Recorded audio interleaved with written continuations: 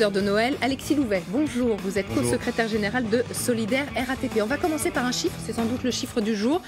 Cette grève représente un manque à gagner, alors là c'est pour la SNCF, de 400 millions d'euros de manque à gagner, donc le conflit n'est pas terminé, il est encore trop tôt pour faire le bilan complet. C'est le patron de la SNCF, Jean-Pierre Farandou, qui le dit dans les colonnes du Monde. Déjà, Claire, un mot sur ce chiffre. Alors quelquefois quand on ne met pas en perspective, on a du mal à s'en rendre compte. 400 millions d'euros, on est déjà à la moitié en fait de ce que la grève a coûté en tout en 2018.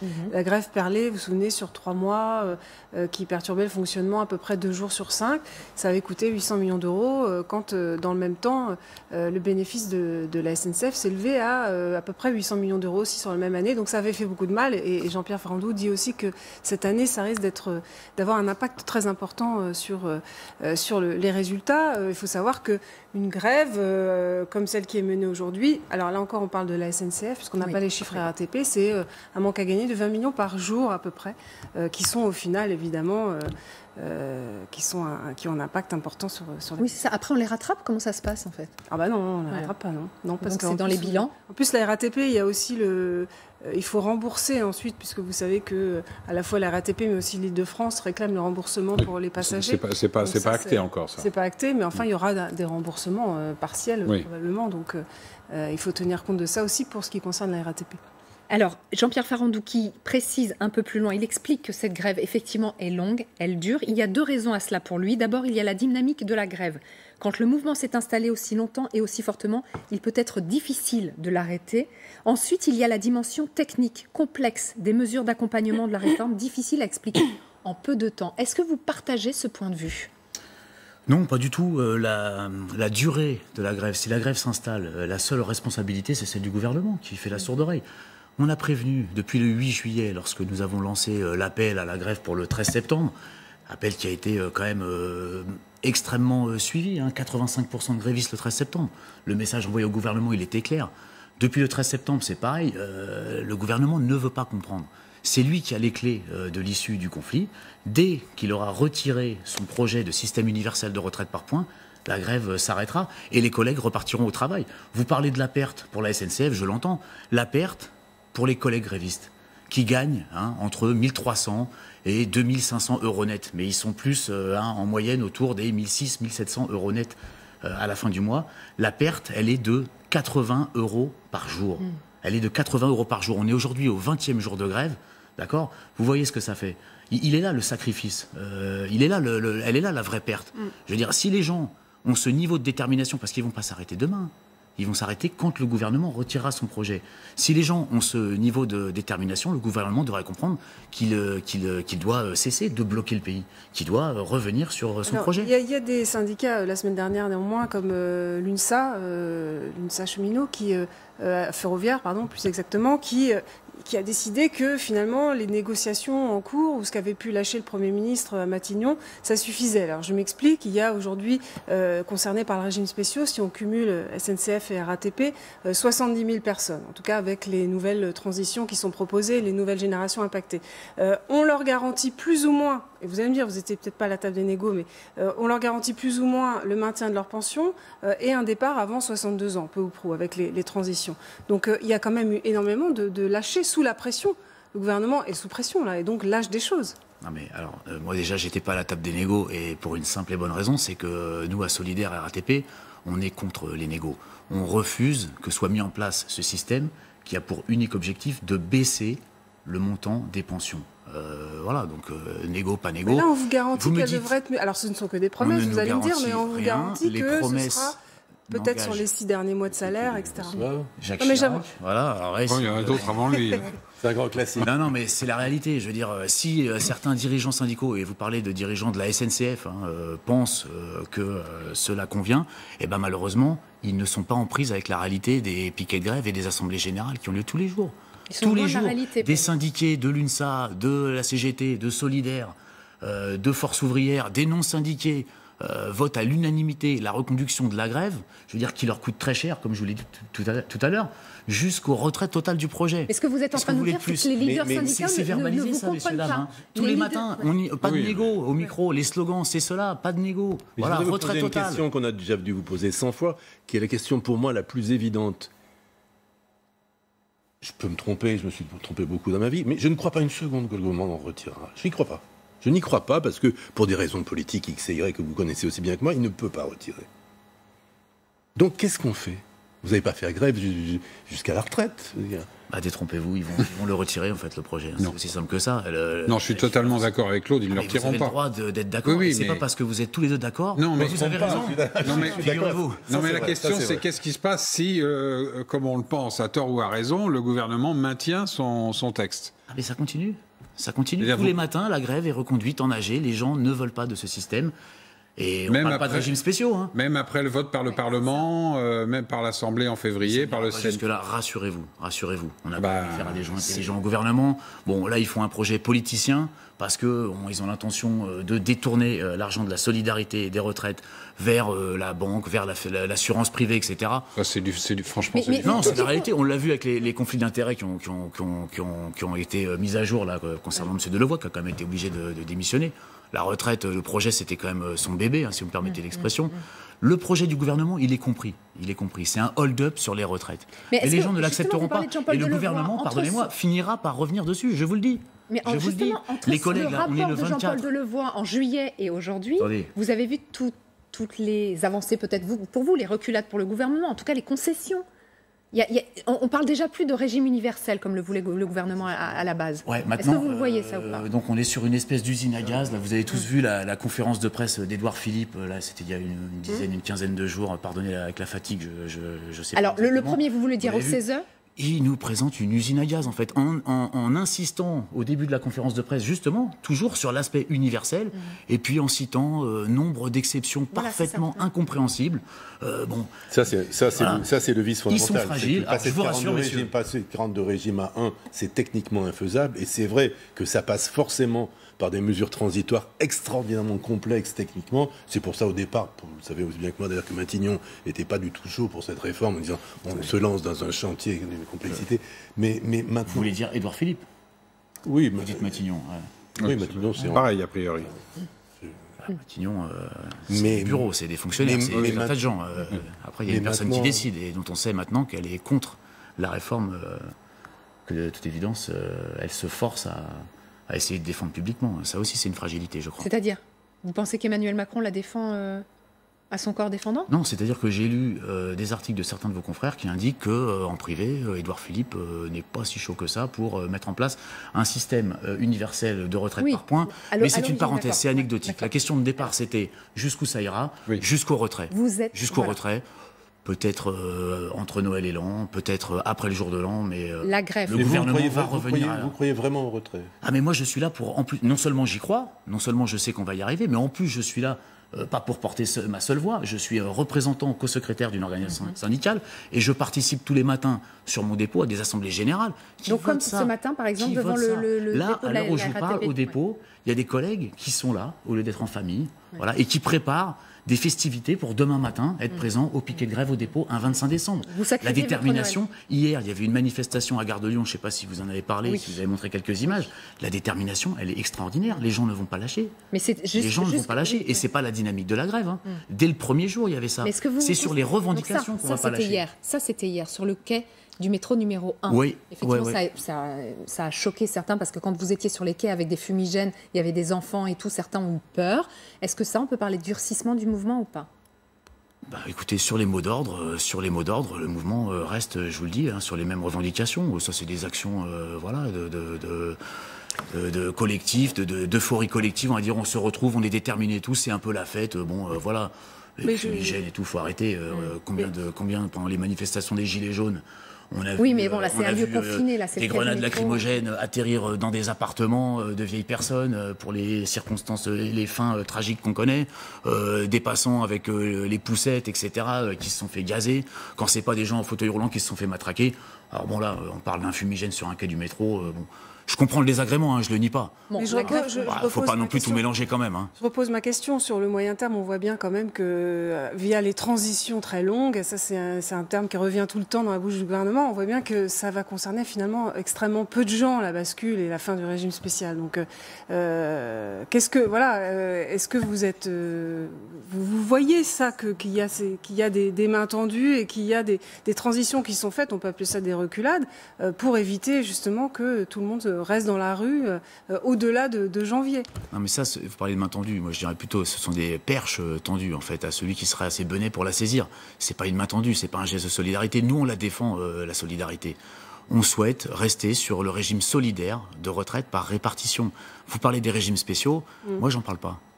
J'en parle pas. Si, on est La obligé d'en pénibilité, parler c'est un parce sujet. qu'ils sont Les régimes quand même... spéciaux sont liés à la pénibilité. On pourrait en parler. Ils sont très mais c'est un autre subventionnés sujet. aussi par Alors les peut-être impôts la des prochaine Français, question concernera les régimes spéciaux, mais nous on ne parle pas de la défense des régimes spéciaux. Ce qu'on veut, c'est la solidarité nationale. On ne veut pas de ce système, Oui, mais ni ce que pour vous nous, défendez ni en pour les vrai, cheminots, ni pour les Ce que enseignants. vous défendez en vrai, ce sont les régimes de la RATP et de la SNCF. Pour Pas tous du les tout. gens Lisez qui bloquent aujourd'hui lisez les transports. tracts que nous imprimons, lisez les communiqués de presse que nous diffusons. Enfin, c'est clair. Oui, mais On parce que rejette sinon- en bloc et dans le détail le projet de Sinon, système. on dirait que vous défendez vos intérêts Déjà, catégoriels. une image, Non, une on ne image. défend pas nos intérêts Est-ce que vous pouvez catégoriels. commenter Non. aussi cette image? Il y a beaucoup de monde. On est là, place de l'Opéra, devant l'Opéra Garnier à Paris. Regardez, et il y a un concert qui est donné sur le parvis. L'Opéra de Paris, on le dit, qui a énormément souffert des grèves, puisque le personnel avait aussi fait grève. 8 millions d'euros de pertes de chiffre d'affaires. Et donc, c'est peut-être aussi une autre façon de faire grève. Regardez, là, c'est le Lac des Cygnes. On entend un peu de Tchaïkovski. Voilà, ça fait du bien quand même, peut-être aussi à quelques heures de Noël. C'est une autre façon de faire grève, ça aussi. C'est une image qui alors, restera. Moi, je ça. trouve que le sous-titre, il est quand même assez cocasse. Vous mettez le Lac des Cygnes, hein, Alors là, avec parce des que ça vient danseuses nous au tutu, parvenir, donc il faut aussi et c'est qu'on marqué le s'arrête. durcissement. Alors si ça, c'est le durcissement, Mais non. moi, je me perds un peu. En revanche, je peux vous parler du durcissement, Mais sur puisqu'on ça, parle de sur ça, musique. peut-être, juste sur ça. Une seconde. Est-ce que c'est une autre façon de faire grève aussi? Sans doute, sans doute. D'ailleurs, le 17 décembre, pardonnez-moi, dans mon établissement, sur le centre bus RATP de Pleyel, dans le sud de la commune de Saint-Denis, on avait la fanfare invisible, une fanfare d'une trentaine de musiciens qui sont venus jouer. Voilà, pour la bonne ambiance. Parce que nous, le piquet de grève, on le vit comme ça, de manière festive et enjouée. Et donc, ils étaient là, ils participaient un petit peu à donner un petit peu faire un petit peu chaud au cœur à tout le monde en entendant des chansons populaires. Et vous parlez du durcissement, les flics sont venus, hein, et ils ont tapé là-dedans. Ils ont matraqué les musiciens, ils ont gazé les musiciens. Alors moi, si on parle de durcissement, je veux qu'on donne quand même tous les aspects du durcissement. C'était une question. Hein. Il y a eu 2 blessés. C'était une question, bien sûr. C'était 2 une question, blessés comment et 3 vous- camarades embarqués, hein, qu'on Voilà. finit Non, 24 mais heures de c'était une garde à question vue. comment vous le viviez. Est-ce que vous parleriez de durcissement? C'était ça à l'origine de ma question. Et Et là, lorsqu'un cette mouvement- image, effectivement, cette image, elle peut émouvoir parce que c'est aussi une façon Oui, ça d'expliquer oui, au ça public peut émouvoir, pourquoi en effet. l'Opéra de Paris est fermé quand même depuis le début du mouvement. Il y a eu plein de représentations d'annulées et effectivement, je le disais, ça faisait 8 millions de pertes de chiffre d'affaires et avec donc, écoutez, Tchaïkovski qui résonne devant l'Opéra Garnier.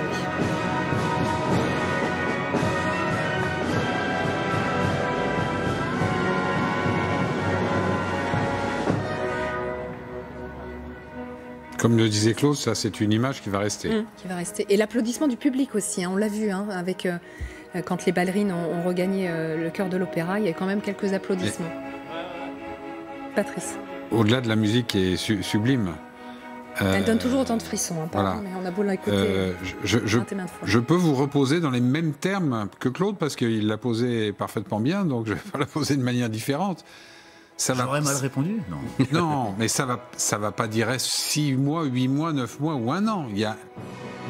Qu'est-ce que vous faites si le gouvernement adopte ne retire pas pendant les fêtes comme vous l'avez évoqué, moi j'y crois pas mais vous l'avez évoqué, adopte le projet en Conseil des ministres dans 3 semaines, 22 janvier, fait travailler la commission ad hoc début février et à l'Assemblée nationale et ensuite adopte le texte à l'Assemblée avant les municipales. Ensuite, ça sera le Sénat en avril ou en mai.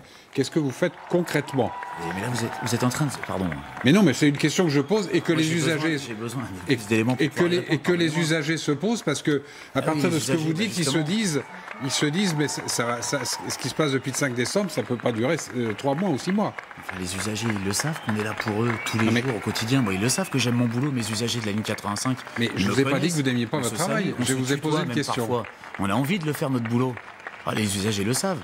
Bon, c'est le gouvernement qui bloque les transports à l'heure actuelle. C'est les petits rats de l'Opéra de Paris, pardon de commenter, je commente les images en même temps, qui applaudissent, aussi le public qui est venu en nombre les regarder. Et qui est un métier dont on sait bien qu'on part à la retraite, malheureusement pour elle, à 42 ans. À 42 ans, parce effectivement, et qui se battent pour des raisons évidentes. On peut pas danser jusqu'à 50 ans, et se sont battus pour leur régime de retraite, et ont fait grève.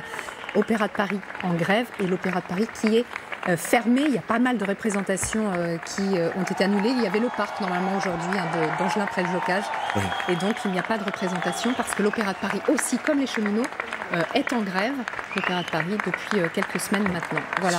Si je puis me permettre quand même de répondre à votre question, vous sous-entendez que le gouvernement pourrait faire la sourde oreille encore pendant des semaines et des mois et fermer complètement la porte. Il n'y avait aucun sous-entendu. Je dis la même chose que Claude. C'est une hypothèse parce qu'on n'y est pas. Dans l'hypothèse. 24 décembre. Alors, dans l'hypothèse où le gouvernement ne retirerait pas son texte, est-ce que vous envisagez de faire grève au-delà du débat parlementaire, etc., etc. Voilà. Mais nous, on n'envisage pas ça. Nous, on pense sincèrement. Vous n'avez pas de plan B. Ah, mais ça n'ira pas jusqu'à la mi-janvier, rassurez-vous. Je vous le dis. Là, on est dans le. Yves Verrier est en direct au téléphone avec nous. On va pouvoir lui poser la même question. Bonjour, merci d'être sur LCI, secrétaire général de Force ouvrière. On le rappelle, alors on a plusieurs sujets sur lesquels on voulait vous interpeller, mais je ne sais pas si vous avez vu les images. On vient de les passer en direct sur LCI. Les petits rats de l'Opéra de Paris, eux aussi mobilisés, sont en grève et ont donné une représentation gratuite devant l'Opéra Garnier et ont été applaudis par les spectateurs présents. Est-ce que c'est une nouvelle façon, c'est aussi une façon de faire grève pour vous? Oui, bien sûr. Il y a beaucoup d'actions pendant toute cette période, de mobilisation de diverses natures, dont celle-ci, des informations auprès des usagers, y compris des transports ou de tel ou tel autre service, et une information continue sur les raisons qui font qu'il n'y a pas d'arrêt de la mobilisation en ce moment, pas du tout, au contraire. La mobilisation continue même du côté de Force ouvrière, alors que le gouvernement a donné rendez-vous au 7 janvier. Il se passe quoi pendant 2 semaines? Il se passe qu'on a dit au gouvernement que nous étions prêts à négocier dans le cadre du système de retraite actuel sur tous les points que nous avons déjà évoqués. Je trouve quand même assez étonnant. Le gouvernement, d'abord, nous appelait à une trêve, mais lui, il fait la trêve de la négociation, il fait la trêve des discussions, manifestement. Et puis, encore une fois, on s'aperçoit tout d'un coup qu'il y aurait des problèmes de pénibilité, d'interruption de carrière, de temps partiel subi, emploi des seniors, et on nous dit on va discuter sur tout ça. Mais nous, ça fait longtemps qu'on est prêts et on a déposé des revendications sur ces questions-là. Elles ne sont pas nouvelles. C'est vrai que toutes ces situations en activité, les inégalités de salaire femmes-hommes, posent des problèmes le moment venu quand on va à la retraite, quand on fait valoir ses droits à la retraite. Mais ça n'est pas le système actuel qui crée ces difficultés, c'est les difficultés rencontrées pendant la vie active. Or, le gouvernement s'aperçoit, ce que nous avions expliqué depuis le début, qu'avec son système de régime unique par points, eh bien, ces difficultés pendant la vie active aggraveront la situation pour celles et ceux qui les subissent au moment de faire valoir leurs droits à la retraite, parce qu'il sera plus difficile de constituer ces droits en achetant des points justement pendant toutes ces périodes. Qu'est-ce que vous sous-entendez? C'est que le gouvernement s'aperçoit des choses un peu tard? Il est mal préparé? À l'évidence, ça fait un moment que j'explique qu'à l'évidence, ce projet de régime unique par points, on lui a vendu dans un bel emballage cadeau, comme un cadeau de Noël, avec système universel, 1 euro cotisé donnera les mêmes mois, mais une fois qu'on déballe, on s'aperçoit que le système fuit de toutes parts et qu'il aggravera les difficultés en matière de retraite. Alors, le gouvernement nous dit, on va essayer de regarder ce qu'on peut faire sur l'emploi des seniors, on va essayer de regarder ce qu'on peut faire sur le minimum de pension, on va essayer de regarder ce qu'on peut faire sur le temps partiel subi, on va essayer de regarder ce qu'on peut faire sur la pénibilité. Et cette discussion, Monsieur Verrier, vous y êtes partie prenante.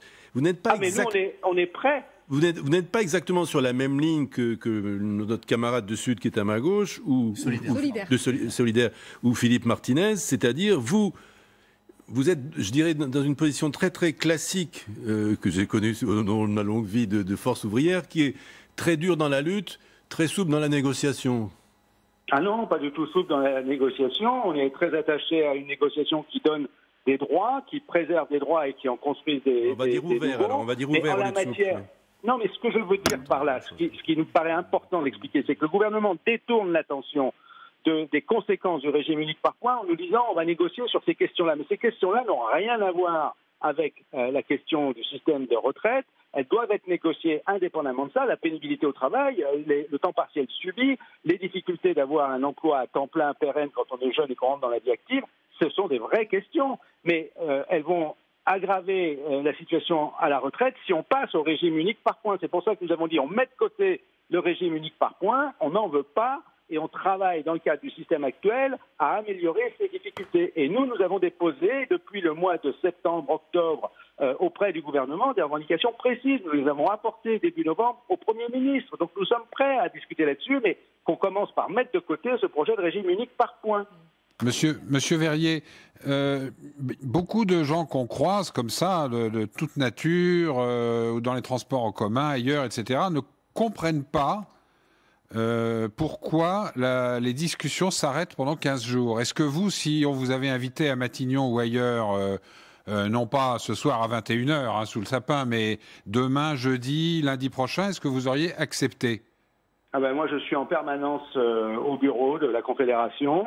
Mais vous l'avez demandé? Vous l'avez demandé? De tous ceux qui sont dans la mobilisation en ce moment, encore une fois, je le dis, j'appelle à la sagesse. Il est temps que le gouvernement comprenne qu'il n'arrive pas à convaincre, qu'il n'arrive pas à expliquer et que son projet est rejeté très largement. Vous me faisiez part des applaudissements des gens dans la rue, des spectateurs devant l'opéra qui applaudissent à l'évidence en solidarité. Ils ont compris que ce projet de régime unique par points est dangereux pour demain, après-demain, pour les droits à la retraite. Donc, il n'y a pas de déshonneur à se rendre compte que c'était une très mauvaise idée, qu'on peut faire autrement. Et autrement, c'est comment on fait dans le cadre du système de retraite actuel, qui est performant, je le redis. Il fait que nous avons en France beaucoup moins de pauvreté parmi les retraités qu'ailleurs en Europe. On nous dit ou on nous reproche presque qu'on partirait plus tôt à la retraite dans notre pays qu'ailleurs. Moi, je ne trouve pas que ce soit un problème de pouvoir partir à la retraite. Au contraire, je trouve que c'est un véritable progrès social et que si nous recevons aujourd'hui des soutiens des syndicats de différents pays en Europe, de la Confédération européenne des syndicats, de la Confédération syndicale internationale, c'est qu'ils estiment que si nous ne reculons pas, si nous progressons sur nos droits, ce sera un progrès pour tous qui sera envisageable. Si nous reculions, évidemment, ça ne n'arrangerait pas la situation ailleurs. Merci beaucoup Yves Verrier d'avoir réagi en direct sur LCI cet après-midi. Alors que je vous voyais, Alexis Louvel, l'écouter attentivement, vous vouliez réagir ? Oui, je voulais réagir à ce que me disait mon voisin de droite tout à l'heure. En fait, il n'y a pas du tout de différence entre la position d'Yves Verrier et la nôtre. Aujourd'hui, on est dans l'intersyndicale sur exactement la même chose. Vous me paraissez moins impliqué dans les discussions. Il demande que les discussions se passent dans un cadre où on ne parle plus de système par points. C'est clair. Nous, c'est la même chose. Bien sûr, mais en même temps, il accepte de parler dans tous les chantiers qui sont ouverts. Il accepte de donner son point de vue et de pousser ses propositions. Alors que, par exemple, Philippe Martinez, l'autre jour, disait Matignon, je peux y aller s'il veut, mais juste pour dire bonjour, au revoir, parce que j'ai pas envie de discuter. Donc, non, mais attendez, le jour où ils comprennent au gouvernement et à Matignon que c'est terminé le système par points, qu'on n'en veut pas et qu'on n'arrêtera pas. Et nous, on retournera vous êtes à la RATP sur la retraite, la pénibilité, qui sont d'autres sujets. Mais pour le moment, il n'y a pas de discussion sur ce sujet-là. Vous ne participez pas à la discussion. Le sujet sur le sujet retraite par points, on ne participe pas. C'est pour ça qu'on est mandaté par les. Donc il y a bien plus qu'une nuance entre vous et l'organisation de M. Verrier. Il a bien dit M. Verrier que aussi il rejetait en bloc, comme dans le détail. Nous sommes une télévision et donc nous passons par les images. L'image forte de la journée, ce sera sans doute celle-ci. Donc les petits rats de l'Opéra et les musiciens de l'Opéra de Paris, donc qui livrent une prestation gratuite devant l'Opéra Garnier cet après-midi, largement applaudi par les spectateurs qui sont venus en nombre parce qu'effectivement il n'y a plus de représentation en ce moment à l'Opéra de Paris et c'est une manière aussi de faire parler de la grève, de faire parler de ce mouvement contre la réforme des retraites voulue par le gouvernement à quelques heures de Noël. Forcément, ça marque, non ? Bien sûr, ça montre qu'ils ont envie de danser, ils ont envie de jouer, ils ont envie de travailler, voilà. Et je ne crois pas qu'ils se soient accrochés autour du cou des pancartes pour dire qu'ils défendent les régimes spéciaux de retraite. Ils ont envie de mettre leur art au service du public, comme nous, on a envie de mettre notre savoir-faire au service du public. Simplement, eux, comme nous, comme tout le monde, rejettent le projet de système de retraite par points. Est-ce que vous êtes compris comme eux le sont compris? Parce que ces applaudissements, on voit une large majorité, enfin une partie en tout cas de ces spectateurs qui étaient là, de ces personnes qui étaient là, soutenir ce mouvement de grève là. Est-ce que vous vous sentez vous aussi Ils applaudissent la performance aussi. Alors ils applaudissent la performance. On peut pas rester de marbre devant les qui sont des grandes, qui sont toutes des grandes artistes. Hein. Ouais. Les Pierre de l'Opéra sont très grandes artistes. Tout à fait. Donc, les touristes qui sont là, ils applaudissent peut-être pas. Ils applaudissent contre la réforme systémique. Ou juste les artistes. Voilà, je sais pas. Alors vous, comment est-ce que vous ressentez les choses? Pour ma part, je pense que c'est un geste de soutien vis-à-vis de la grève. Nous, le soutien dont on bénéficie aujourd'hui, la caisse de grève, la caisse de grève organisée par plusieurs syndicats, dont Sud PTT 92 et la CGT Infocom, a remis pour l'ensemble des grévistes de la RATP un premier chèque de 250 000 euros, pardon, $250 000. Sur notre caisse de grève locale, de mon établissement, de mon centre-bus, mon petit centre-bus dans le sud de Saint-Denis, on a déjà plus de 3 000 euros. L'autre jour, on a fait une soirée de soutien. Les gens sont venus à cette soirée de soutien, les voisins, qui sont aussi des usagers, qui sont aussi pénalisés ponctuellement par l'absence de transport, sont venus et à plus de 200 sur cette fête de soutien organisée. On a récolté près de 1 000 euros pour la caisse de grève. On est soutenu en fait. Donc, et puis moi, je suis gestionnaire administrateur, si vous voulez, de la page Facebook de la section solidaire RATP du dépôt, et les messages de soutien se multiplient. Juste un mot, parce que vous êtes de la RATP, il y a une information qui a circulé aujourd'hui, ce sont les arrêts maladie qui ont explosé à la RATP. C'est une information du Parisien, ils ont été multipliés par 3. Ils ont même bondi de 200% chez les conducteurs de métro. Pas mal interprété ce chiffre. Si on compare avec le mois de décembre 2018, on voulait avoir votre réaction. Ouais. Alors la première chose, je ne suis pas médecin, voilà, je ne suis pas médecin. En revanche, si vous me présentez des arrêts maladie, j'aurai donc des difficultés à avoir un avis médical sur la question. Comme je suis au dépôt tous les jours, comme je suis au dépôt tous les jours, en revanche, je peux donner un exemple, anonyme, mais un exemple quand même. Je vous le disais tout à l'heure, il y a parmi les gens qui continuent de travailler, beaucoup de nos jeunes collègues qui sont mis sous pression par la hiérarchie dans le cadre de leur titularisation. On leur dit, écoute, si tu veux être titularisé, tu dois rouler, tu ne dois pas faire grève. Ils doivent absorber des charges qui sont phénoménales, sur la ligne 21 notamment, je pense, qui traverse Paris. Ils doivent laisser 20 personnes, 30 personnes, 40 personnes sur le trottoir à chaque arrêt, et en fait, ça devient trop dur. Donc là, c'est difficile, ce sont des conditions de travail un peu inhumaines, oui, que vous dénoncez. Et tout. Et dans ce cas-là, que le collègue, à un moment donné, ils disent je suis à bout, je peux pas faire grève, je peux pas travailler non plus, qu'est-ce qu'il fait? Peut-être que certains vont s'orienter vers un contexte particulier. Merci beaucoup, Alexis Louvet, d'être venu. Merci de m'avoir invité. Sur notre plateau.